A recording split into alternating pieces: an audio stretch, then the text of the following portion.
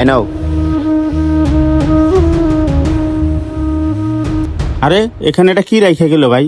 দেখি তো কি আছে ব্যাগে। হায় হায়, এতগুলি টাকা!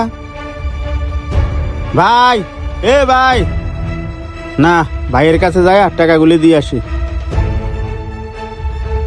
এ ভাই, ভাই শুনেন, এ ভাই, ভাই শুনেন, ভাই আপনি আমার রিক্সায় এই টাকাগুলি ফালাই আইছেন, লন আপনার টাকা। আরে কি বলেন?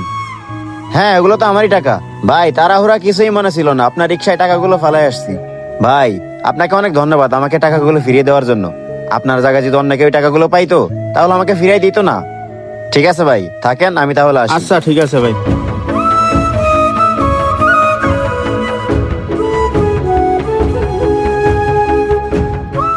এইবার চিনতে পারছেন ভাই?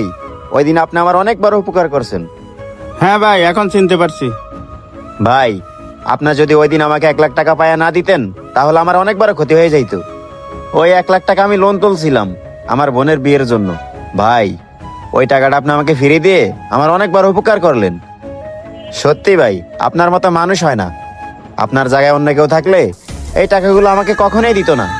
আরে কি বলেন ভাই, এগুলা তো আমার মানুষ হিসাবে কর্তব্য ছিল। তাছাড়া মানুষ তো মানুষের জন্য।